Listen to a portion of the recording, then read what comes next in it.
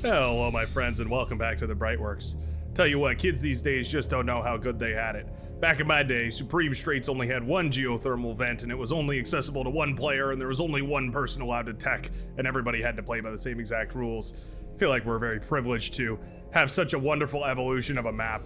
This whole sea has been filled in with decor as well. It used to be a barren, open, flat trench land.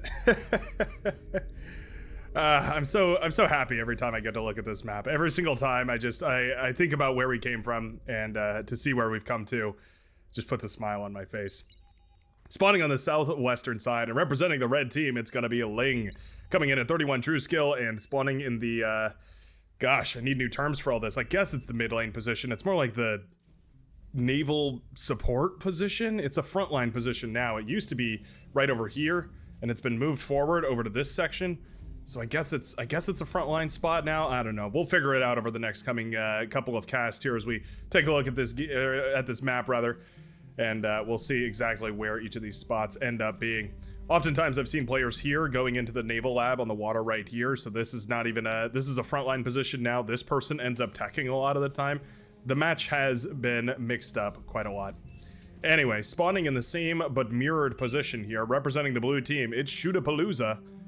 Going to be representing the blue here, clocking in at 32 true skill and putting all of that Canadian goodness to good use here as a Cortex commander, going into some of those wind turbines at 1 speed right now. That hurts, but it is picking up right now.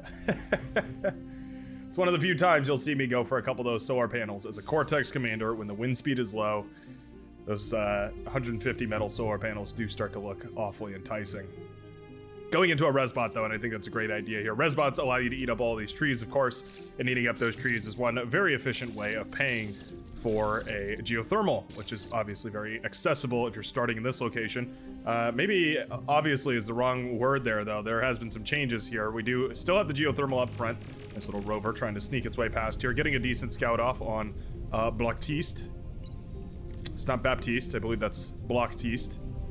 The Minecraft version of the Overwatch healer, I suppose. Healer support. But yeah, I mean, going for that geothermal puts you in a pretty interesting spot because it gives you the energy that you need to go into quick tech if you want to help on the front lines here, so you can fire away at getting that T2 production up and running, or you can go into naval production and then you have enough energy infrastructure to just get naval production up and running at a full speed. Probably not enough for T2 naval production, but definitely well enough for T1. This rover is doing an excellent job of scouting back here. Eventually shut down by an LLT, but that is going to be a huge amount of scouting done here for the red player. Not to mention a beautiful air scout that was sent out here by Air China. Going to be sending out a Finch to take a look around the map and see what they can find. Very nicely done. At this point, locating all but the backline players here. By reasonable powers of deduction, you can pretty much figure out who's going to be playing in the back. It's Ninja and Iku, or IKU, either one. Janus out on the front lines here. Oh, Park FN. Oh, very close with the D-gun there, but instead the Janus missiles will connect, and that's going to be a whopping 26% shaved off that commander's health bar. Ooh, dangerously close to a second one, too. Very risky. You start with that bot lab here, and you desperately need some form of, some kind of a way to deal with the fact that you're not going to have a whole lot of units out on the field, and oftentimes what that looks like is the commander running forward, even if it means putting its own life in supreme jeopardy. It can work out, but you need the support of your teammates here. At this point, Baptiste has pushed out quite a couple of units here. We do have a Janus accompanied by a couple of shell shockers and those stouts, those medium tanks. Gonna be plenty in order to dissuade the forces here, I do believe, for the, pink player. The forces, which do not exist.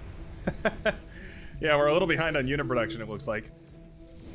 What's going on over here? Yeah, looks like we just need to queue up some units here. Might have just been a little bit of an APM stall there. Either way, Park FM fighting for his life over here. LLT does take the shot from that Janus, so that's quite nice. Trying desperately to D-gun down some of these units. He needs to catch that Janus. That thing has been annoying the hell out of Park FM here. Pushing him all the way off of the front of Supreme Straits here. And now, Talissa capturing the front lines. Is Talissa a female or male? Is it a he or she? I don't know. It sounds like a Marissa or Melissa or something like that, so I'm almost inclined to believe that Talissa might go by she, her, and all that business. We'll go with our teal player for now, though. as that juicy 4.3 metal extractor has just been blown to bits by a whole bunch of rocketeers that are now out for our hot pink player, Prayut Kung. Getting these metal extractors up and running is really, really important here. I'm surprised Black T's commander is still here. I think we need to get a construction turret down and then just move the commander forward. It's a lot of space that we have available here as the blue team, and they're just not taking advantage of it because those metal extractors are not taken. Yeah, kind of unfortunate. That really could be a change of pace in this game here if you get those 4.3 metal extractors up and running. Looks like a commander was sacrificed over here. That's Ling's commander, and I think it's probably sacrificed to go into T2 if I had to guess. Loads of economy coming up, wind turbines and all sorts of other stuff. More commander sacrifices over here. Pretty standard stuff. We have a bombing run coming through to connect with the energy production here in the base of Shootapalooza. Actually very inconvenient because you lose all of that juicy energy production, those wind turbines. Very prone to chain reacting. Here's another one. Oh, well, bomber took one of those bombs, or fighter rather. We managed to bomb a fighter. I mean, that's, you know, high marks to that pilot for managing to pull that off. Either way, these bombs are going to fall, and that will be the wind fields here for our purple player also going down before those fighters manage to shoot the bombers out of the sky. Boguk has now stepped the commander up to the front lines, but already, yeah, nice positional advantage here for our aquamarine player, or teal player. Very nicely done. Green is a little bit behind here. I wonder if he's going to go. Yeah, it looks like we do have a geothermal plant, so that's not bad. Be a lot easier to pay for, though, if you had this extra 4.3 metal per second coming in. Just to remind everybody, for anybody who might not know, metal extractors cost 50 metal per second, meaning it does not take long to repay a metal extractor, the cost of a metal extractor, having it up and running. Does that make sense? That sentence come together? Felt like it got a little rocky there in the middle, but I think you get what I'm saying. At 4.3, I think it would be about, it's like 17 seconds or something like that. That's some quick math, so don't hold me to that. But yeah, should be pretty easy for these metal extractors to repay themselves. And so having this up and running is definitely going to net Talissa here a profit. Medium tanks now finally built up to enough numbers that they can push back against the forces here. Oh, and that crab took a artillery shell directly to the face. That will be no more. Shy of a thin red mist smeared across the front of the battlefield here. Shell shocker a little too far forward there as well. Need to have these on a fight command in the back here to make sure that they don't wander too far forward here. Constructor in grave jeopardy as well, as these medium tanks do find their prey. Commander steps forward to try and dissuade those tanks from getting too aggressive here, but that commander steps too far forward, and suddenly we're going to see a nuclear boom on the blue side of the isthmus. Southern Navy, or rather the Southern Ocean, has been contested hotly by the Maroon Navy here, managing to essentially contain control of all this. There's not really a huge naval presence, though. There's a couple of frigates and a destroyer out. They're not really on the other side of the map, though, so it's a shallow presence. We do have a constructor and a hovercraft showing off against each other here. A showdown, if you will. And yeah, okay, so this is what we're seeing. The orange player is now going into eco more than anything else, just walling off this section, going into eco, trying to get as much value out of this unharassable starting position here as possible. Feels risky, but frankly, with just the changes that we've seen to this map, it really isn't that uncommon these days to see that player go for that, especially since your other players can just get into the water over here. Now, granted, this has been contested nicely, as well as these metal extractors being set up here by the lavender player, Waterbite, so that is really nice to see. At the very least, denying any of that advantage that would otherwise go to the red team. All said and done, the red team pulling in an astounding 170-ish metal per second versus the blues 148, and I really do feel like the blue team's economy would be a whole lot better if they had claimed these metal extractors earlier on. I think maybe the numbers wouldn't have been quite as different up there, but also there would have been more units out on the field, and more units means more firepower, and more firepower usually means more distance, and that usually means more metal, and it all just kind of spirals out of control from there. Janus are built up to enough numbers being 4 or 5 here, to shut down this shut down those medium tanks in just a couple of volleys here. Take a sip of my drinky. I went to the store and they were having a sale on those pretzel bites, the ones with the peanut butter inside of them, and they were like my kryptonite. I'm munching on those all day, and now my teeth, or rather my gums, are in shreds.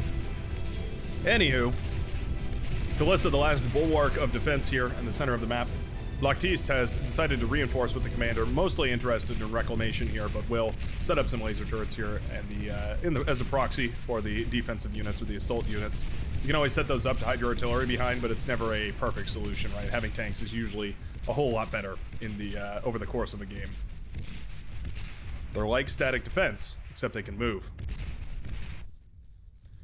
Navy is continuing to grow over here for Segfault, and when you're playing as the sea lane player and you do have a naval foothold here, it's really easy to turn that into a victory because you have all of this economy at your back, not to mention a geothermal plant that you can use as energy production, of course, going up against just the measly economies here on land for the opponent that you'll be going up against. So oftentimes, if this player does manage to get to T2, the player in Segfault's position here does manage to get to T2 metal extractors and a nice proper economy here, they can usually end up winning the naval war if they continue unit production and they keep scaling it as quickly as possible. Advanced geothermal will be coming up here. It's in a bit of a risky spot here. I mean, this explodes and it takes everything down with it. It will take out all of the advanced metal extractors here for the blue player. At the very least, the T2 bot lab is out of harm's way here. Still gets me a little worried about this, and it's for that reason that I would definitely plop down a flak turret or two. But that said, there's not really a whole lot you can do against a substantial amount of bombers that would make their way across the sea and towards your advanced geothermal. That's one of the reasons why that change was made, is so that that base was especially harassable. You can harass it from the sea, you can harass it from air. There's a lot of opportunity for harassment there. And it means that you're in a vulnerable position, so you have to make sure that you're spending that metal really carefully and making sure you're not wasting it. Huge Janus connections right there. Oh my good lord. Those Januses just fired away and melted the medium tanks here for Park FM. Down are the brutes, as those heavy Janus missiles do connect. Agitator is built up here as a, I guess, a long-range bombardment device. Not bad. Not ideal, though. I think probably a whole bunch more medium tanks, maybe some shell shockers of his own. And we could even consider getting into that pounder type tech. All of the above wouldn't be a bad idea here. Agitator in a pretty good position here. I won't lie, it's in a decent spot. It can continue to fire away at the very least and get some value out, but it needs vision and it needs radar, and it would also benefit from some of those accuracy upgrades, by the way, the pinpointers. Commander will go down there for Talissa, as we do see it falling. Agitator, yeah, I mean, the longer it fires, right, the more value it gets. So I appreciate agitators more and more the longer they stay alive. You can see the attack range of it in this red circle right here, and it certainly could shut down at the very least the metal extractor over here, if not some of the static defense as well. Looks like that will be what we're gunning for, which is quite nice. Shutting down that metal per second is going to deny the blue team a little bit of that economy, and I think that's desperately something that the red team would be interested in. Hounds are now out on the field, and they're going to start firing away these destroyers. Destroyers versus Hounds actually goes to the destroyers. It's a bit of an odd matchup, but the destroyer coming in at about 880 metal per second. For some reason I thought that was a lot more expensive. Maybe I'm thinking of the Cortex one, the Oppressor. Either way, yeah, destroyer is quite a bit more expensive than a Hound, so I suppose it makes sense, but yeah, it just goes to show the naval units are much stronger than the land units, but obviously the trade-off being that they can only exist on the water. They are floaty boats and nothing more, nothing less. Big frigate warfare here, but there is submarines to help with the DPS. We need to flip these around here. Often difficult to micro these units on one control group. I like to put my submarines on a different one just so that I can micro them a little bit better.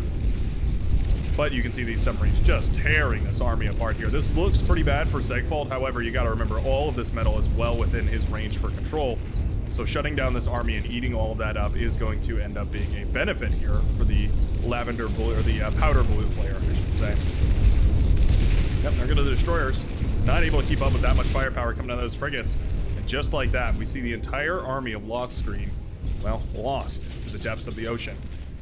We need only get up a res sub, and indeed we already have one here for Segfault, so that's quite nice. You can see 5,000-ish metal lying on the seafloor right here. It's going to be more than enough to take up to T2 to fix up at the Navy, build a bigger naval force if you want. Any of the above are a decent option now. If Segfault is able to use all that metal, then it will be a easy victory here for the light blue player. Should be able to spiral quite nicely. Bunch of destroyers now passed out here. Yeah, 960 here for the Cortex destroyer. I was thinking of them. Being rained upon by artillery, actually. Okay. It is not the end of the world, but you certainly don't want to just park your units and have them fire for free. fired upon for free, rather. A couple of ambassadors mixed in here. Very nicely done. We've seen just how devastating those ambassadors can be. Just one or two of those missiles can break through basically any static defense. We do see, indeed, the agitator has been blown to wreckage here, and those missiles keep on firing, especially against tanks that are going to sit still. Yeah, those ambassadors are going to have a field day firing away at anything that they can. Got to be careful about friendly fire, I suppose, but other than that, they're very, very excellent for breaking these static positions. Big old T2 composition. We have 4 different armies all pushing in the middle here, and I still only see 2 players for the red team. We're going to need more support. It's nice that the red player has gone into the Navy to support his, his naval teammate here. There's also a bunch of hovercraft moving over for the maroon player. Red Rover, heading over with some maroon hovers. Something, you get the idea. Yeah, Park FN. Essentially fighting a T2 army with just a commander here. And I do believe that indeed that will be the death of that light brown commander right in the middle of his main base, and that does hurt. Where is the army here for the rest of the team is the big question on everybody's mind. There is a massive force pushing into the base here for the red. They've already broken the front lines. Those Mauser are not going to stop their assault, neither will the Sheldon. It's nice that they have a radar and a radar jammer bot included here as well to give them that extra vision range and keep them safe from a long-range artillery bombardment. We need desperately to see some sort of extreme response here to the forces that are laying siege to everybody on the front line. Down goes another commander over here. Anybody getting into this game anytime soon? Doesn't look like it. We're going for another APHIS in the backline here for Sanyos. A little bit of a failure to recognize the desperate need for assistance here on the front lines. Hounds giving it their best shot, but there really just isn't enough of them. Those Mauser, they whittle down those T1 bot, or T2, well, T1 and T2 bots, I suppose, with devastating efficiency. Praetkung trying to finish up this fusion reactor. There would be enough power in order to sustain a cloak on this commander, so that would be quite nice. Yep, there we go. Fusion reactor finishes up, so at the very least the commander can remain cloaked. Now there's lightning tanks whittling away at everything. Bombers coming in to finish the mission here. They will take out more of that energy production for Praetkung. Meanwhile, the entire base for light pink has been ravaged here by the oncoming forces of the blue player. Now the wind turbines are at risk. These Sheldon are on a one-way trip, whether they know it or not. They probably don't. They've been told that they will be evacuated via transport once they reach their destination. However, there were no transports. There was no final destination, save for the graves that they will occupy as they get blasted apart here by the Hounds, whittling them down one volley at a time. Eventually, all of these forces cleaned up here by the red players, reinforcing units, but man, I just wonder if it's too much damage already. Baptiste has already pushed pretty far forward with the commander here, and I'd love to see these metal extractors taking more and more on the enemy side, always going to be valuable. We are upgrading the 4.3s to T2 metal extractors, and each one of those pumps out a whopping 17 metal per second, which is just huge for the army here of the light blue, the neon blue player. I think I've called that player 3 different colors by this point. With the assistance of those hovercraft as well as the red player wing here, we are going to be able to break this line over on the western side of the southern sea. Going to be able to knock out that player from the map. Excellent spy bot detonation right there. Detonates the spy bot right on top of those Hounds to try and shut down a whole lot of them. There are some reinforcements though, so I think this other spy bot's going to be necessary. Still though, jumping on top of paralyzed Hounds with Fiends, boy does it feel good. Talk about an efficient trade. Down go at least a couple of those Fiends, trading out rather inefficiently against those Hounds. Not like they have much of an option, but the Hounds don't have much of an option, that is, when they're paralyzed. And that pretty much goes true for basically every unit, but in this case, it was the unfortunate Hounds. Pawns now pushing forward here. I'd love to see beamer turrets instead of these LOTs. Beamer turrets can essentially hold back pawns indefinitely. LOTs have a slightly harder time. Not the end of the world, certainly, but would just be one minor thing that would be pretty easy to improve at this point. Economies have spiraled far enough that I think it's reasonable to go for beamer turrets instead of LOTs. A lot of people undervalue the beamer turret, and it is a critical mistake because the beamer turret can definitely do a tremendous amount of work, especially against those T1 spams. It only takes 4 or 5 beamer turrets to shut down essentially an infinite amount of T1 spam. They really, really work wonders. Bombers being sent in, but the fighters are pulled instantaneously here. Nicely done by the yellow player. Air China living up to their name, I suppose, and going to shoot down those bombers before they have a chance to get anywhere near remotely close enough to do any damage to the backline here. Nice recovery from our pink player Boguk here. Going to continue trying to live on. Gonna need support here. We do have a Razorback pumped out by the Sanyos, the backline player here. Going for more and more eco, but decided to get out a Razorback and put it on the front lines first and foremost, and I think that's exactly the right decision here. Definitely what we needed to see. That Razorback is going to be instrumental in helping hold back this wave, but it needs to be positioned further forward here. We need to move it just a couple steps forward to shut down this flow of grunts and fiends. One of my favorite compositions, by the way, especially as a Cortex player. You just forestall the deletion of your T1 lab and instead use it to pump out grunts alongside fiends, and usually it's cheap enough to do on a T1 or 1.5 up to a T2 economy. Works out pretty well. It gives your fiends enough cannon fodder to get into the fight, and it also just gives you enough volume to overrun units that fire hard but slow. Marauder here, gonna start getting into the fight. Probably, was this a misproduced Marauder? I wonder if this Marauder was produced accidentally and meant to go for a Razorback here.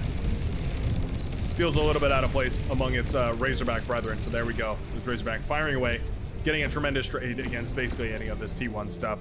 They're basically meant to destroy chaff. They know how to blast apart those T1 units with ruthless efficiency, making them a perfect unit for this kind of operation. Missile trucks out in the ocean, firing away at Prayut Kung's base here. Going to be whittling down bot labs and metal extractors alike, trying to get some sort of value out. Huge bombing run coming in from the yellow player, though. This is what he's been building for. And there we go. Bombing run will shut down all of the build power over here. Those hailstorms continuing to push into the backline as those strategic bombers do try and find an opening here. Flak turrets have been built for the green player, so they divert away from that, trying to avoid the heaviest of the flak fire. Instead targeting a little windmill cluster over here, but there's certainly a juicy target over here in the purple player's corner.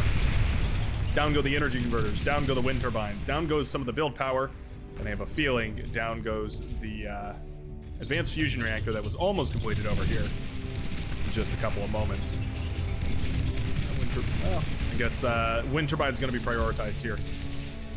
I would like to see that advanced fusion reactor finished off. I think it would justify this aggression here. Shutting down the laboratory, making the fighters, though, is a decent option as well. Advanced fusion reactor will continue building, luckily here for Ninja. That could be enough to recover in the backlines here, but it's going to take a Herculean effort in order to get all that up and running. A couple of idle Lazaruses over here just hanging out. Mostly just interested in looking pretty. It's understandable, relatable, one might even say. Arbiters and ambassadors alike firing their long-range guided rocket systems, their missile systems. Somebody explained the difference to me one time, but I've completely forgotten. Is that a friendly Juno that is shutting down the ticks? Oh, that's funny. Yeah, so this Juno is representing the red team, and it's shutting down the orange ticks that are spamming through here. That's quite funny. That's a little bit of play and counterplay, except we're on the same team. Just be working together. Stark lack of anti-nuke coverage. Both red players over here. Both maroon and fire red, or angry red, fire truck red, both lacking anti-nuke coverage over on this section of the map, the southern side. For the blue team, the critical parts look to be covered by anti-nuke here. We have an anti-nuke covering most of the center of the map here, and we have an anti-nuke covering most of the center of the map over here. There is, however, little exposed corners where I think a nuke could probably still detonate some of the critical infrastructure. Waterbite also fails to have an anti-nuke. However, well, he does have one, but it's protecting his army over here, his navy over here, which is understandable, I suppose. Missile ships for the red player now raining siege onto the bases over here, the coastal bases over here. It's why it's so important to put a pulsar up on this hill right here. Pulsar can outrange the messenger, I do believe anyway. Let me confirm that really quickly. Range of 1400 versus the messenger's range of 1550. It does not outrange the messenger. Interesting to know. Never mind, there's nothing you can do to stop this from happening. Exactly this. You watch your entire base get lit up like a firework as your advanced fusion reactor you spent so many precious resources building gets detonated, only to be consumed, by the way, by your next door neighbor. How brutal. Obviously, these res bots are just on a massive res command, or a reclaim command, rather, so purple player likely unaware of the fact that they're eating up an entire base's worth of metal here, but at the end of the day, it is what it is. Going to be overflowing a lot of that metal back to his team.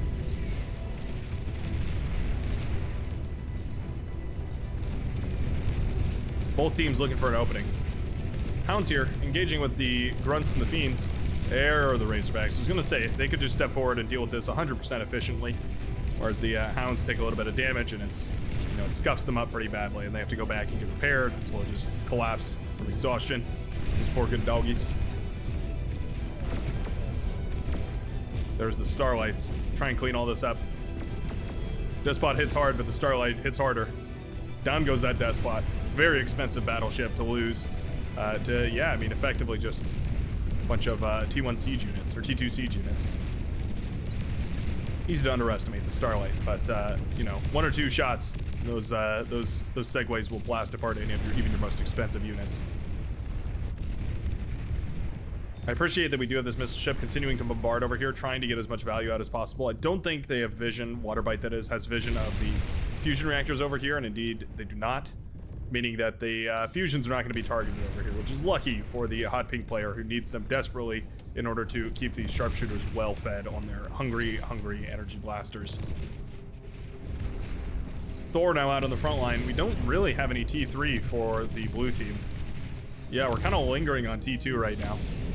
The T3 lab is finished up here for Talissa. It's nice. It's not as good as units, though. The units that come out of the T3 lab are much more powerful than the T3 lab. Infinitely more powerful, I might say. Oh, these Pulsar, these Starlights, rather, doing excellent work against this tank. The flank from these Jaguar tanks means that those Pulsars do almost double damage. It is insanely powerful. Getting a little bit of a wraparound on those units right there. Very, very nicely done. Thor is going to be forced to retreat here as it gets low on health. Those Pulsars are Starlights. I keep mispronouncing those. The mobile version of the Pulsar going to be instrumental in shutting down all of this T3 here. And indeed, those Razorbacks are handed over only for them to be unceremoniously blasted to shreds by those Starlights. Oh, that's brutal.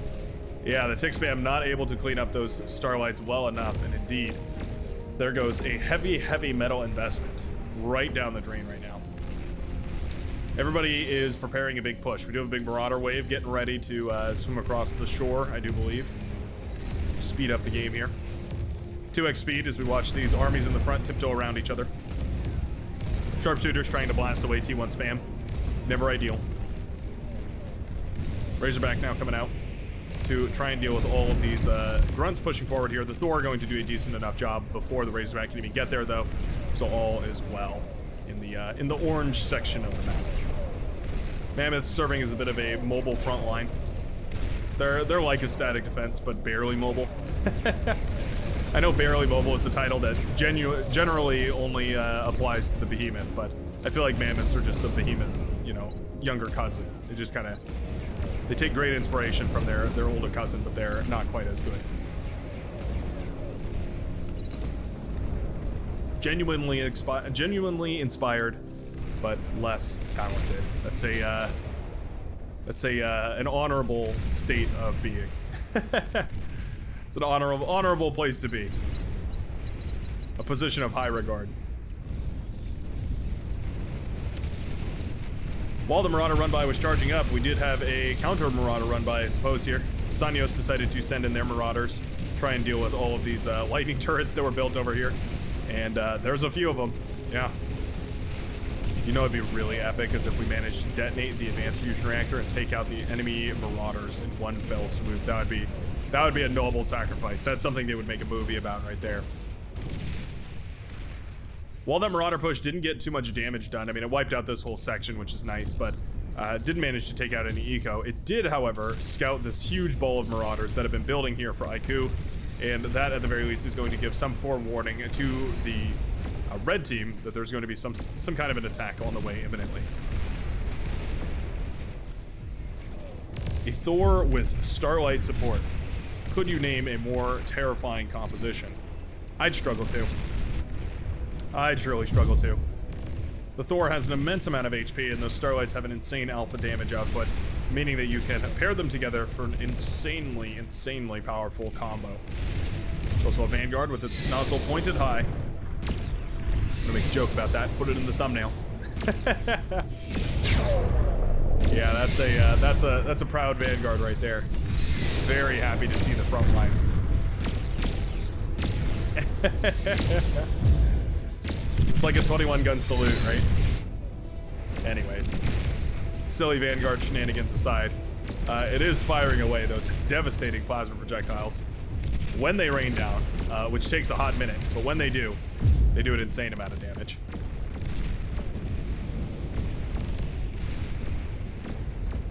Starlight's getting a free trade against this Thor here. Thor will launch its EMP missile, at the very least shutting off those Starlights, some of them. Already down to 14% and crumbling. This is a massive sharpshooter wave. These are often difficult to stop, especially if you put a tick spam in front of them. They can be very, very difficult to shut down, because the Thors will trade out here eventually, by the way. One excellent option for dealing with them, though, is Vanguards, although I wouldn't want them in high altitude mode, high arc mode. I think I would definitely want them in low trajectory mode so that they can fire away a little bit more reliably. The Marauder wave is incoming. Looks like a capital ship over here is firing away. That's been what Lost Screen has been working on for the last, well, a little while anyways. Marauders are going to run into a T2 wall fortification over here. 40 metal per, 500 energy. Not the most expensive thing in the world. Certainly worth building a couple of.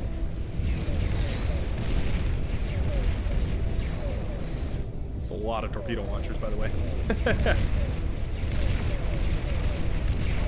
It's one way of defending your shoreline, I suppose, is prevent the enemy from ever stepping into theirs. A counter capital ship has been built over here. I wonder if a D-gun wouldn't work on this. Yeah, it looks like Black Teast was thinking about that same exact thing. We do have the unimpressive hover tanks here, trying desperately to shut down this capital ship, but boy, are those things tanky. Thousands and thousands of health. Very difficult to kill. I think Starlights would probably be a better option here. There they are. Gonna start firing away. 43%. Yep, shredding off layer after layer of that super, super tanky ship. But I do believe eventually it will fall here. Who will get the final hit, though? It's gonna be the Starlight. It's a very significant investment to just have sorted down the drain right there. Marauder now pushing through over here. EMP Bomber will stun a large portion of this push. Yeah, nicely done. Okay, EMP Bomber saving the day here. One of the most effective counters to the Marauder push is the EMP Bomber. Need to keep EMPing, though. Oh, yeah, there's just not enough. These Marauders are going to keep pushing on. Titan desperately trying to whittle as many of these down as possible. Man, this Marauder just keep coming. Shield generators being the real heroes we need here. Saving the day by disrupting those Marauder shots for so long. Eventually the orange player will be taken out as this push goes. But yeah, I think that was probably about as sturdy a defense as we could have hoped for here. T2 Armada transports do have that EMP beam, making them also a decent option for shutting down Marauders. Basically any way to EMP the Marauders is going to be a decent solution here. The orange player could be resurrected. There's plenty of material left around over here to resurrect. We could easily get a couple res bots, patching all this together and get the orange player back in the game. Those advanced metal extractors are still standing, both at the front as well in the back here. This is certainly salvageable for the orange player. He actually already has a fabulous economy back here. Just needs to get a T1 lab down and start pumping out units left, right, center, up, and down. The sharpshooters are just meant as a defensive tool to hold back the ticks. A very expensive tick defense here. 2 Junos would probably do about the same work. But, you know, sharpshooters do the job too. Not to mention you could probably use those sharpshooters for other effect as well. Namely shutting down T3 units. Looks like a bunch of T1 scouting planes are going to be sent across here, trying to get a look at what's going on over here. They do spy a whole bunch of Marauder that have been resurrected over on the northeastern side of the map. Southeastern side of the blue team, but the northeastern side of the map. T2 transport's going to paralyze any enemy units that are pushing through over here. A couple of those Marauder that were stragglers, I suppose. Are they going to be shut down? Well, I guess not. EMP is great and all, but it's kind of just a band-aid. Need something to actually stitch the wound back together. And the Marauder are just going uncontested. Marauder singular, I guess. The hero Marauder. Oh, he could certainly do some damage. Come on. Come on now. I'm not sure what's happening here. I wonder if Aiku just looked away and wasn't exactly aware that there were a couple of Marauders that still survived. We have not one, but two Marauders that are now alive and well in the backline here and just, you know, uncontested. I mean, at the very least, I guess he's shooting down planes. That's nice. Trying his very best, anyway, to shoot down some planes. Aiku, I hate to be that guy, but, yeah, you've got some units to do a whole bunch of damage on the other side of the map. Just ignoring them. Razorbacks over here. Probably what Aiku is focused on, I suppose. They're going to be cleaning up this Marauder push nice and quickly. Blasting apart all of those Marauder with a swift laser-bidden justice. And there will be no more those, well, rapid-fire underwater units over here. This is hilarious. Park FM realizes that there's a Marauder in their backline before, in fact, the one who owns the Marauder notices this. This is why it's important to zoom out every once in a while. Just take a look around the map and see what's happening. This is the vision range of the green player, right? So you can see there's just a little speck over here. You might get curious about what it is. You figure out it's a T3 unit. Yeah, you probably want to go send something to clean that up. That is so frustrating. Super, super frustrating. That Marauder could have, I mean, easily popped the economy here for the red player. Yeah. Oh well. Not gonna happen, and so instead, we're going to see what else we can do to end this game. We're getting to that point where economies are large enough that we can think about game enders. A couple of options you have in your back pocket. These ducks are getting absolutely shredded over here, by the way. A couple of options you have in your back pocket. Probably the most reliable and probably, I mean, maybe the most difficult to achieve, but certainly just one of the most common we see is the Ragnarok / Calamity. That rapid-fire long-range plasma cannon. You can manage to build one of those, put it in a decent enough position. You can usually snipe at least 1, 2, maybe 3 bases and shift that economic lead towards yourself. Other options include massive bomber waves, which does appear to be what Aiku has gone for, or sorry, Senios has gone for over here. Sending forth the bombers, but I don't think there's really enough fighters here. The yellow player is working in tandem with the tan player here, so at the very least, the fighter wave is greatly diminished for the purple player. Will be enough to shut down this many of these blizzards, though. Well, I'll be damned if they wouldn't try. Because Mercury's not meant for this kind of defense. They're meant to be put on the front line. Here you can see them sort of overkilling one target at a time. It's just not exactly their ideal scenario here. Eventually, though, going to be able to shoot down all of the bombers that were coming in here. I think those bombers had just targeted this base over here. They would have been able to, at the very least, pop it.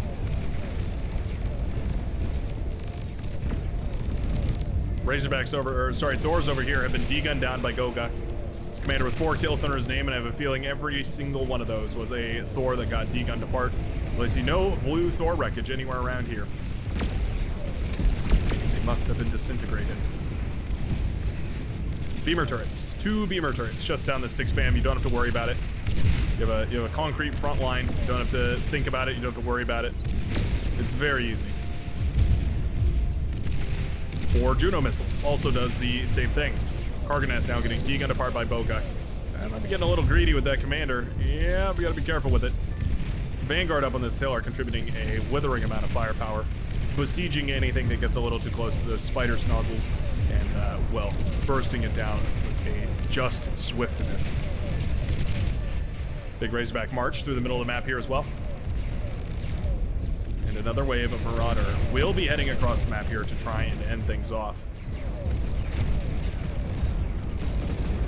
Now the sharpshooters here are perfect for dealing with these Razorback. This is exactly what they train for in marksman school. They know how to shoot away at the wires and the internal components and every little weak spot in those Razorbacks, and there we go. Watching those get blasted away, I would be lying if I said it wasn't extremely satisfying, if not a tremendous, unfortunate waste. Vanguard, however, going to whittle away at all of those sharpshooters here. One shot at a time. Their long-range cannons do connect with those sharpshooters, significantly diminishing their numbers. Marauders take cover underwater. That's actually a very cheeky play. Nicely done there by Aku. Moving those Marauders underwater so that the sharpshooters can't find them. A little bit of friendly fire on the Thor there. Very nicely done. Yeah, the Marauder are now making their way across. They found a weak spot. They found an open hole in the armor, I suppose, and they're going to head directly towards the red player's base. Yeah, I mean, these Marauders could get a huge effect. EMP missile. Oh, EMP missile. Could be huge. We do see it. Oh, EMP transports as well. Not bad. Okay. Yeah, EMP missile's not bad. Shutting down about half of that army. EMP transport's also going to be very effective here. There's chain reaction on the build power over there, but all said and done, a very clean defense right now for the red team.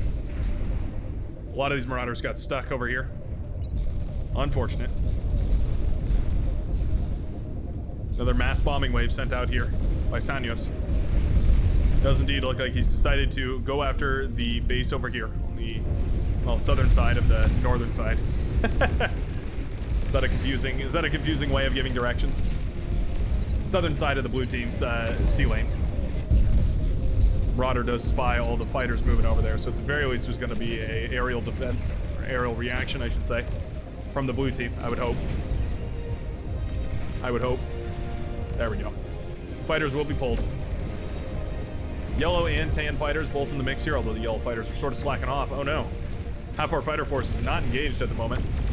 Those fighters also need to be split out, or those Mercury are going to have a field day tearing them apart. This is the difficulty of going for aggressive airplay. Is yeah, you're contending against both ground flak and aerial flak, and what that usually means is you're not ever going to really get the most efficient trade. They're just ignoring this base for some reason. I'm a little perplexed. I'm not sure exactly why we're ignoring that base. Well, those clumped up bombers do fall to the Mercury there. Not ideal. Yeah, not ideal. I mean, enough of those bombers definitely survived to do some serious damage right here to this base for Segfault. Not sure why we didn't take that advantage, or that opportunity.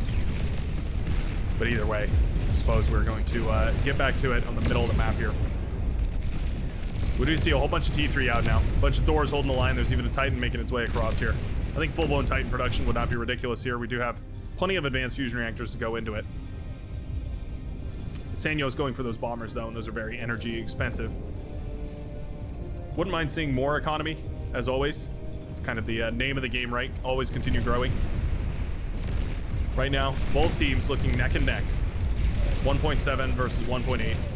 Very slightly based on reclaim values, but very nice to see that both teams continuing to grow here. 42 minutes in, and we still don't have total anti-nuke coverage, by the way. We do see a very vulnerable advanced fusion reactor set up over here for Park FM. Built right next to the static defense, I might say. We do have a lot of pulsars over here. It takes between 6 and 9 pulsars in order to kill a Juggernaut when they're grouped up here. These are much more spaced out, so I have a feeling they wouldn't do as well. But that's a fun number for you to keep in the back of your head whenever you're building static defenses and going up against Cortex players and wondering how much of what defense you need. Bunch of heavy landmines over here, and I think this is going to be hilarious to watch these Marauders walk over them, so we'll have to keep an eye on that here in just a moment. Vanguard all over the place. You thought one Vanguard with this nozzle in the air was cool. How about 5? Not bad. What are we doing with this naval victory? I feel like really we could be using this naval victory for a whole lot more than we actually are right now. Yeah. It seems like a full-blown unit production would not be the worst idea. Going for economy over here is not bad either, though. I don't mind that. I'd just like to see a whole lot more of it. 6 pinpointers is actually a little bit of overkill. That's not the end of the world. But after 3 pinpointers, you're like 98% accurate, and then a 4th is like 99, and then a 5th is like 99.9, and you know, it's a regression. So you're after 3 of them, you're pretty much going to be spot on. Just so you know.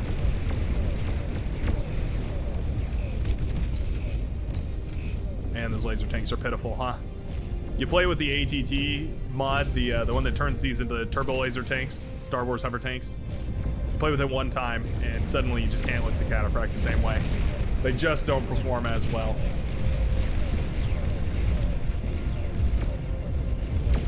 Code for that, by the way, in case you're curious and would like to check that out, or any of the other mods that Ragnarok has made that are pretty epic and fun, are all pinned in the main channel of the Brightworks Discord channel, which you are more than welcome to join up on. I'll have a link for that down below in the description of this video, in case you would like to join up. And well, there's a lot of things you get out of joining up there. You can submit replays there, which is where that's where I officially take replays nowadays, instead of the old email server. But also, of course, there's plenty of other people who enjoy the game, and they're always more than happy to help you out if you have any questions. And for instance, I don't have a video covering whatever topic you might be interested in. I definitely say to give it a look. You're interested in having some more connections in the bar maps. Here we go. Marauder. Starting to step on the landmines. Oh yeah. Now the landmine field is wide rather than long, so we're almost halfway through the landfill mine at this point. But yeah, I mean, one step at a time. Yeah, you can see Waterbite peeling Marauders back one at a time here. What'd be really neat is setting up some pulsars over here so they can't set units over here. They're like forced to back off or push through, kind of committed to one or the other. That'd be pretty neat to see. Either way though, nicely done getting those landmine fields up and running. Holy cannoli, that's a lot of pawns. Darrow Ace making a sudden jump back into this game here with a grand total of 15 T1 pawn labs, producing a ever-flowing tide of T1 metal ripe for the disintegration across the map here.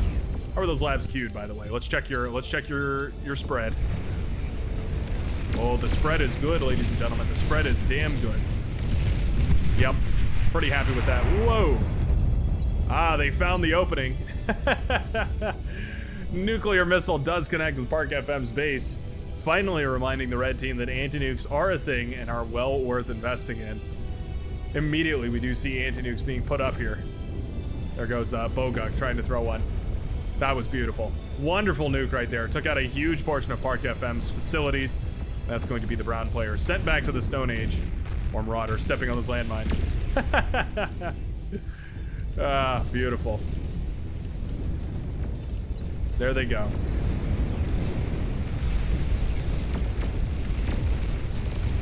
So what is this T1 spam really achieving, is my question.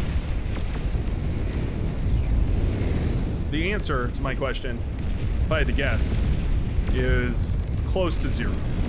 It's a numerical answer, and it's pretty close to 0. Yeah, we're kind of just being shut down perfectly by T3. This is kind of nice, because it does allow your Razorbacks to move in without getting shot at. It's always, you know, nice. But still, yeah, I mean, we're essentially just feeding all this T1 to T3 units here. Ragnarok was built up on this hill. It looks like Shootapalooza has had enough of this game and decided it's time to end things off. Going to be firing directly into the heart of the red base here, trying to pop as much economy as possible. Targeting those advanced fusion reactors. It's exactly the right idea here. 2 shields, not going to be enough.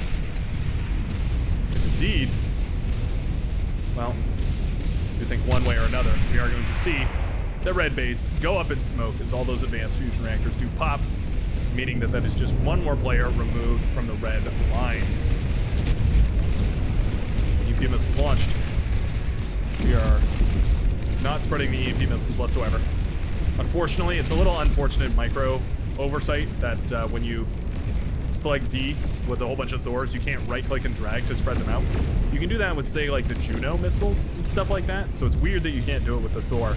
But that's why we see them all clumped up together. So I can't really hold that against Alyssa, because the alternative is to select them individually and bop, bop, bop. Like you have to like flick back and forth between them to try and fire the missiles in a spread out pattern. It's very tedious and not very intuitive. At least, you know, compared to the other intuitions that you have about playing Bar. At this point, the red player does not have enough energy to power all these stores, so they're just kind of rolling forward with no power in their cells, no juice in their tank. Great, I guess, but yeah, kind of not really going to be able to get much effect here. Calamity actually just going to start firing on these stores down here. Sure, why not? Might as well.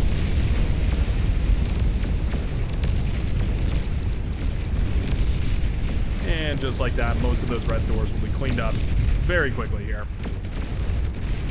And now the blue army just needs to push.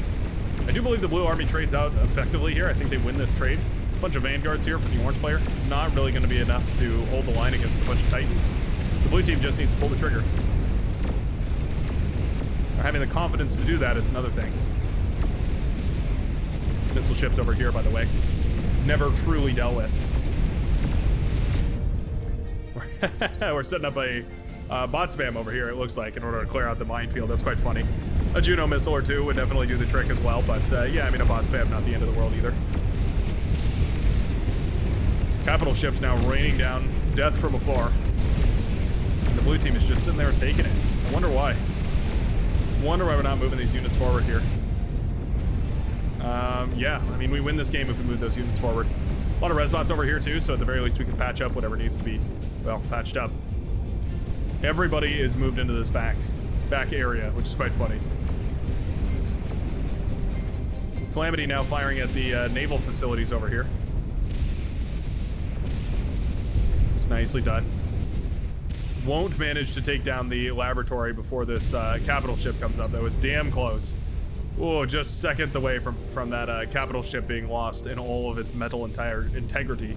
17,000 worth of metal almost lost right there. Could have been bad. Massive fighter wave to try and clear out a whole lot of these T2 torpedo bombers.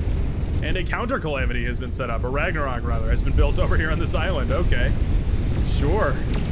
There's also plasma shields over here, and I'm a little worried because those can deflect those shots into the backline. Looks like it's not going to happen, but that's always a tricky situation. All right, time to switch targets. Uh-oh, Marauder are coming in for the kill. Uh-oh, switch targets. Switch targets. Do we not have vision? I swear we should have had vision. Oh, a chuggy. Yeah, we have tons of vision right now. What's going on? Where was the micro, Senyos? Where is the micro? The Ragnarok shooting at dead space right now. A little bit of micro goes a long way. It's like a nuke will connect over here. It's a very expensive way of clearing out the landmines, but I suppose it works. Finally, the Ragnarok will change targets here. Man, I really think it could have done a whole lot more damage if it had just been a little bit more proactive with its targeting. Unfortunate for sure here for the red team, who definitely had the option to come back, had the opportunity, just wasn't able to capitalize on it. Bogak did manage to protect his country once more with those D-guns. That is a commander with a lot of D-guns under his belt. 9 kills, and I think all of those are D-guns. 2 gold stars under that commander's belt. That's quite nice, I suppose. Yeah, we need to spread our units out, and also, we're only moving half of our team's army here. The dark green and the lime green players both just standing their ground, receiving the barrage of projectiles here from the maroon player, as if they didn't care. Yeah, this Calamity could have definitely weakened up this side over here. Could have dealt with all this static defense and could have taken out the entire base here of Segfault. But instead, Segfault did manage to nicely maneuver enough of those Marauders into place and shut down that Ragnarok, saving themselves in the process. Grunts here are now going to be charged with clearing out this minefield. Who needs a Juno when you can just send in cheap units? Aren't you glad this isn't how militaries operate nowadays? It's not supremely effective, but it works.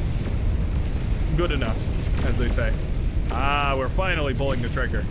It does look like eventually we're going to get somewhere with all of these T3 units trying to push through here.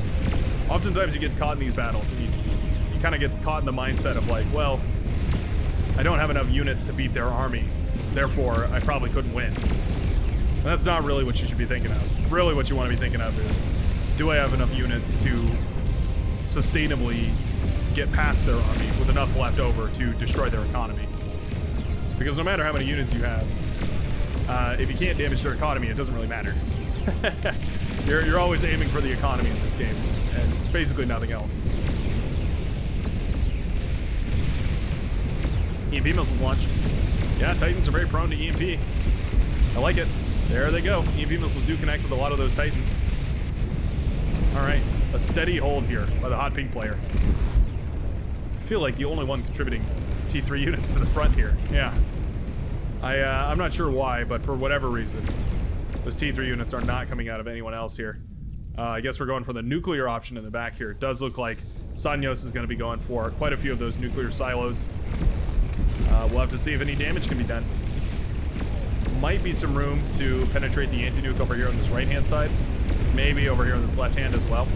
Could in the back as well, actually. Yeah, there's not a whole lot of anti-nuke back there. I think there's 2. Nuclear missile launched out into the ocean, trying to deal some damage. So this is exactly what I'm talking about here, right? You have enough units to just get past everything. That being said, that was a killer T-gun right there by Bogak. Beautifully done here. Oh, is the commander gonna fall? Commander lives! Oh no! Commander does live, and so it'll be able to D-gun down even more forces. That is a hero commander right there. By the way, in case you're wondering why the the game speed is tanking, it's because of this T1 spam. Just another reason why you probably don't want to go for T1 spam. There's probably better options. I mean, at the very least, the T2 spam is less units on the field, saves your, your frame rates, and allows you to trade a little bit more efficiently. You know? Food for thought. Food for thought. Titan, self-destructed, that's nice.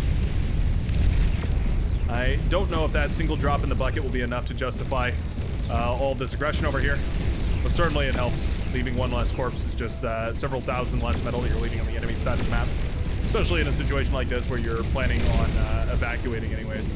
Not to mention it is a sizable explosion there. Does a decent amount of damage. We'll talk about a stalwart defense here. The red team managing to thwart the attack of the blue team. For some reason, it feels like the blue team just isn't producing as many units. There go a whole bunch of Titans underwater. Titans are helpless against submarines, though. These Predators will be able to whittle down those those Titans, rather, relatively quickly. You'd be impressed with how much DPS those submarines can do. We are sending T1 waves at each other when we have 2, 3 Razorbacks sitting right here. This is the kind of inefficiency that slows games down. Yeah, 3 Razorbacks could, I mean, quite easily shut down everything over here on this side. The Marauders might catch them eventually, but those Marauders haven't been there for long, and these Razorbacks have. This is just negligence on a galactic scale. Now, I will grant Sanyos the benefit of the doubt in saying that as playing both the gunship cleanup crew, as well as the T3 management, as well as the defense simulator, that can be very APM intensive. However, there is a solution here, and it's to give these to the orange player. Looks like the pink player has realized that, yeah, this T1 spam is virtually pointless. Then we'll be sending in the Razorbacks to clean all this up. Big old bombing run with no fighter support. What on earth are we thinking? Yeah, the bombers are just going in with no fighters to back them up here. Not ideal whatsoever. Some of them are even landing? Oh no, they're climbing. Looked like they were landing there for a second because they they were climbing at a different speed. A little bit of an optical illusion. Okay, well, talking about a waste of bombers, that was subpar for sure. Not sure why those bombers went in without a fighter escort. Here we go, the submarines. Blasting down those Titans with devastating efficiency. However, this is quite nice. We do have some hover tanks spared over here as a means of allowing for a little bit of submarine clearing. I feel like Titans should probably stay within their within bounds of these depth charge launchers over here so that they don't get absolutely shredded to cinders by all of these submarines firing their long-range torpedoes. Look how quickly that guy's getting blasted apart here. It's like he stepped into a pool of piranhas and you can just see the flesh like dissolving off the bones. Melting away by the second. And indeed, that'll be another Titan. going down here for the green player in the water. It feels like we're watching several individual, like, 2v2s. It's like, it kind of feels like we're watching 4 teams of 2 that are in cahoots with each other, and 4 teams of 2 that are also in cahoots with each other. Try and play this game. Because there's just like, it feels like there's like a critical lack of teamwork here. The only thing that's been like standing out to me is like the yellow players done an excellent job of moving the fighters in with the bombers here. Air China moving in with Sanyos, that is. We've had, I mean, we basically have had Hot Pink holding the front line for the last 15 minutes. We see this T1 spam that is shutting down everyone's APM just by slowing the game down. At this point, you gotta comment to Darrow Ace and be like, man, turn off the T1 labs, just go for T2 at this point. It's it's gotta be worth it to spam out just sprinters instead of pawns or ticks or anything like that. Or maybe go for tumbleweed spam and try and clear out the ocean a little bit. There's a lot of naval mines over here, that's quite funny. And then we have Talissa and Shootapalooza working together to try and push through the middle of the map here. We do have a whole bunch of those vanguards that went down. Looks like Karganath have claimed that hill. We do have enough air support here as well. We have a whole bunch of flak trucks, but really I like to see it. They're going to be great for shutting down any EMP bombers or any other type of bombers. Gunships as well. We're causing quite a nuisance.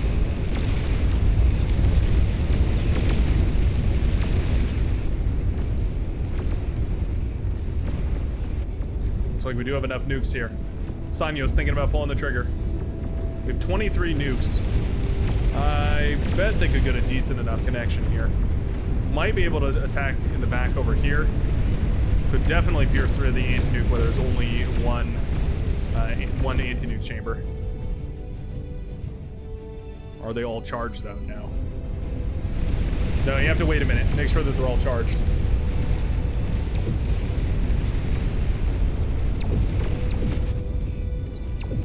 T2 transports here. Stunning all of those all those hovercraft over there. Nicely done. Lunkheads feel like they're a lot better than the regular Cataphract. Just the fact that they fire so much more frequently. They don't miss their targets half the time.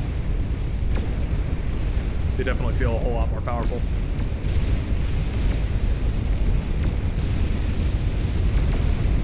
Now at this point, the blue team has more than double the economy. Well, actually not more than double, but almost double the economy here of the red team. The issue is in spending that metal, right? And we can see there are a couple of blue players that just can't spend the metal. Waterbite, for example. There's a lot of options to go for here, and I think just going into mass Thor production probably isn't a bad idea. Just make 400 Thors and send them across would be a very easy, very low APM way of mopping all this up. And I think that's what I would like to see here. What a sporadic base over here. I build my bases in exactly the same way. Just cram units and buildings and all sorts of other stuff in wherever you can fit it. Make it look like an absolute mess. Call it a Banksy. You're good. These Thors have not been addressed. Look. Calling Ferris Bueller. There are Thors at your base, Ferris Bueller. There's a reference I bet 12 people will get. Not to mention that if you've made it to this part of the video, this far into the video, sincere thanks to you. I'm assuming that you'd like it. I would always appreciate it if you showed that by hitting the like button down below. It means the world to me, but also helps me fight the algorithm, so to speak, and convince it that Beyond All Reason is a game worth showing other people. There was a video not too long ago of Linus Tech Tips was introduced to Bar live on like a stream they were doing. Somebody said, hey, have you heard of Beyond All Reason? Then he looked at it and he was like, whoa, this looks amazing. So who knows, maybe we'll see some Linus Tech Tips Beyond All Reason crossover episodes, huh? Wouldn't that be a treat? I get to do a commentary with Linus Tech Tips. That'd be hilarious. That would be a crossover that I never would have predicted in 1,000 years. As we watch this entire teal base get sent up in sparks, as nobody decided to deal with these Thors that just casually romped their way across the map and did a tremendous amount of damage to the entire army that is now on the aggressive side of the map. None of these Titans rather have any energy to fire because the Thors just annihilated it. Are the nukes ready to fire? They are indeed. Oh. Yep. Sorry, there we go. Well, a lot of them are ready to fire. Probably want to wait another minute or so, though, just to be sure. There goes a big old fighter wave. Flying a little bit too far ahead of the bombers here, but better to have the fighter wave than not, right? Yeah. A strong enough defense here from the pink and yellow players against the purple. And indeed, I do believe these bombers are going to be caught. These Marauder have been waiting over here for a good fat minute, by the way. Wouldn't mind seeing them making a little bit of a rounds here. Darrow 8's going to get some killer D-guns. 1, 2, 3. Probably more. Maybe. Goes out with a bang, takes out 2 more Titans with him. Nicely done. That's exactly what we're looking for here. Don't tell me the red team wins this. They actually just did such a huge amount of damage to the blue team here, bringing the economy so much closer than they were. Almost 1,000 metal per second was just wiped out of the economy here for the blue team. It's going to be astonishing. Looks like the nukes have all found their target. They're going to go right into the heart of the green base over here. There are 2 anti-nukes. Do we have enough? That is the question on everyone's mind. 1, 2, 3, 4, 5, 6. Oh no, that is beautiful. The anti-nukes are out in pairs. Oh, I don't think we have it. I don't think they were quick enough. They sure weren't. Oh, and right into the heart of the green player's base. All of it chain reacting all the way across into the purple player's base as well, crippling the blue team beyond all reason. Holy cannoli, that is an explosion and a half. And he's not done yet. Gonna go after another one of the players here. I think going after the other backline player would be a better decision here, but I can't blame him for going after the blue. Certainly a high priority target. Now, not all of these are charged, so it's going to be much less nukes firing. However, there's only 1 anti-nuke here, so... Oh wait, no, I lied. There are 2 anti-nukes here, although one of them does not have any more charges. Yes? No. Yes. Still think there's enough. Yep, there will be. Enough nukes do squeak through in order to shut down Shootapalooza's main base. I love the anti-nukes that always splash down afterwards. Not enough nukes charged yet to go after the other backline player here, but already the blue team is now down to a much closer battle here. 1.8 thousand metal versus 1.1 thousand. The red team, they're coming back. They're coming back in a big way. I guess it's just the efficiency. Like, you just, if you're gonna take efficient enough trades, eventually you're gonna be able to deal with the fact that you just have a significantly less impressive economy. Another big round of nukes is launched. I don't think there's enough in this one, though. Is there? Oh, there is. Wow. Wow. Okay. Another massive explosion in the backline here, shutting down all of the production from the dark green player. All that's left is to push. And yeah, I mean, okay, the T1 spam suddenly becomes relevant again. Yeah, you're not gonna have that hard of a time dealing with a, or well, rather, you're not gonna have that hard of a time pushing into a T3 composition if it has no power to fire any of the guns. There's a whole bunch of Marauders over here, but we do have these EMP, EMP carriers. Yeah, they actually do tons of EMP damage. Do we have the missiles as well? I don't think we'll need them, actually. Oh, wow, those EMP carriers. Those are powerful, huh? Excellent base defense over here. Boguk, the commander that could, manages to blast down a couple of those runaway Marauders as well. Excellent defense over here. Using less forces to do more work. I mean, is there any better strategy than that, right? That is the definition of efficiency. That was absolutely beautiful. Another nuke is launched. Is there an anti-nuke for it? I don't see one. Where's it headed? Ah, right there. Well, that'll take out another commander.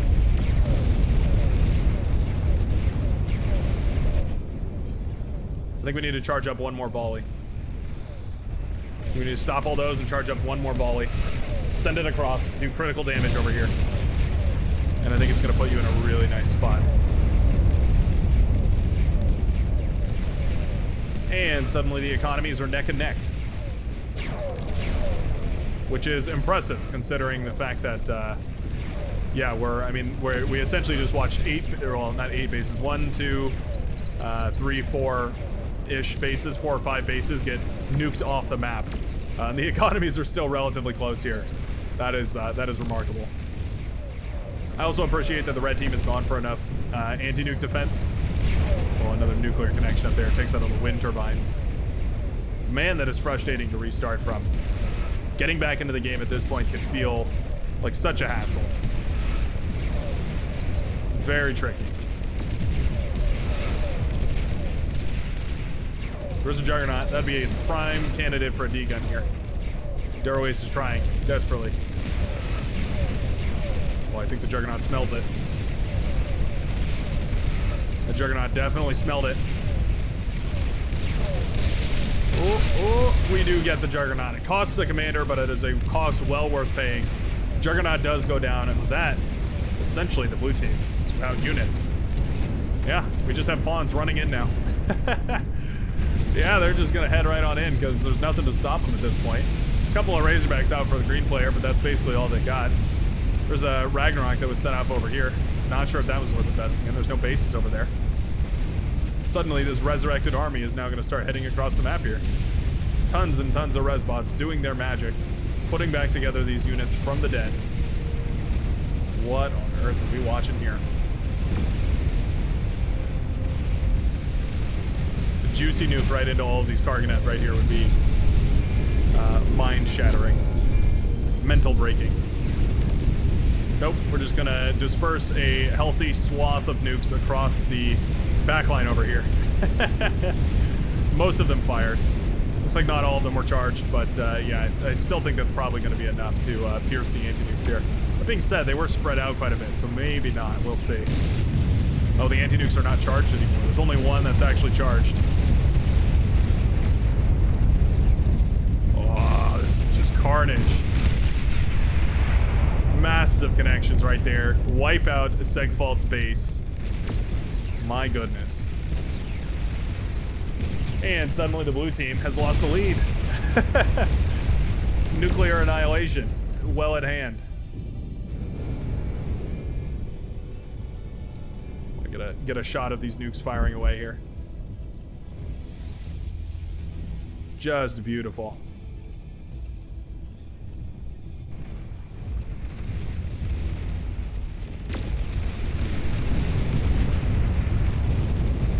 At this point, you might as well just nuke their air force, right? Oh, and there goes the blue player, as well as the green. Deciding to tap out at this point, and I don't think they're wrong for it. They've lost everything. Rebuilding now is going to be pretty damn impressive, if possible at all. Nukes are now launched to Oceanside. Try and do a little bit of damage over here. One of them will squeak through. I'll pop all the base over there as well. What carnage.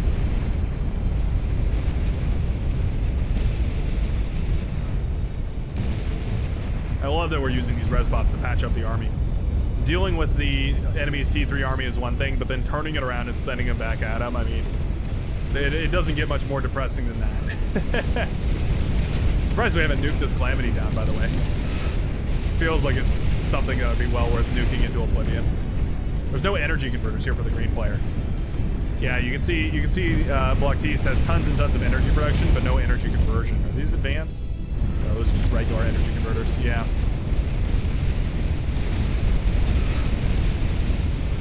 I think we just do a nice spread of nukes right around here. Pretty good.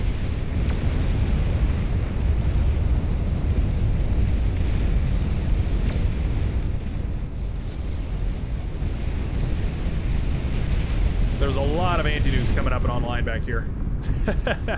We have a grand total of 25 anti-nukes. I think that's probably sufficient. I was going to say about 9 would probably be effective, but yeah, 29 is probably not bad either. Whatever it takes. It's called nuclear trauma. You get nuked one too many times and you have to overcompensate as hard as possible. Juggernaut here, without the energy to fire its March beam. Zoom. Zoom.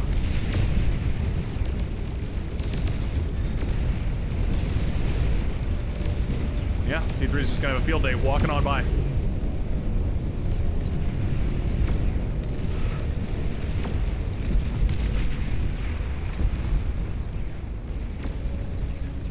There's just nothing the blue team can do about this. They have calamities, they have Ragnaroks, but there's nothing those turrets can do. They just can't fire into the heart of the red team here.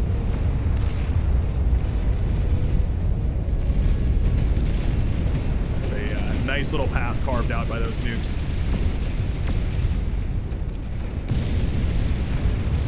Oh, well, a little bit of friendly fire there.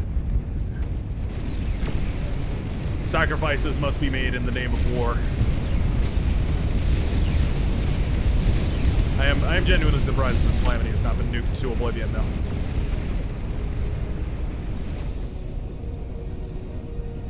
Feels like that would have been the first target that I would have gone for. Resbot's even patching together whatever they can in the water here. Trying to get a ship refloated. Probably didn't imagine that was in their job description when they were first born, but here they are. Going for counter nukes, which is, well, the reason nukes are so powerful in the first place is because you can oftentimes catch your enemy off guard by launching 40 of them. Once your enemy has enough anti-nukes, the nuke silos become effectively a nothing burger. They're worth nothing. And this is exactly what I'm talking about here. Waterbite not able to get enough value out here. Entire base goes up in smoke. Finally, enough anti-nukes are up, I do imagine, here to shut down the nuclear barrage. But it is already far, far too late. As we're watching the dying breaths of the blue team. Brought to you in high definition. Thor is going to find the final commander. Well, one of the final commanders here, actually. There's the, oh, chain reaction on those landmines. What a bummer. Oh, I thought this was going to kill the commander right there. That would have been funny. Where's the other commander? I don't see it. Baptiste goes down. Where, pray tell, might the final commander for the blue team be? It won't really matter as soon as these Thors fire away once or twice here. Just like that. Beautiful. Absolutely beautiful. I do love me some excellent carnage in the morning. What a lovely match. What an excellent comeback here by the red team. Really didn't expect a nuclear comeback, but I guess that's you know, that's on me for failing to admire the true power of the nuke. Happens to me a lot, actually. There we go. Final blue commander does go down, and that will indeed be all she wrote here for the blue team, as red manages to capture victory here. The blue team snatching defeat from the jaws of victory, as I like to say. And yeah, at the end, red team managing to win it all. Sanyos with an excellent decision to switch out of air, realizing that's not getting anything done, and going into overwhelming nuclear firepower will end up winning the game. Not surprised whatsoever to see that Sanyos destroyed enemy unit production, enemy resource production rather. 100,000 million, 11 million damage versus the next closest player's sultry 1 million damage. Yeah, I would go ahead and say that Sanyos had a pretty good game today. If you like this match, because I know I sure did, be sure to hit that like button down below. Consider subscribing. Check me out on Twitch. Join the Discord. Have a great day, and I will see you in the very next Beyond Our Reason video. Peace out, folks.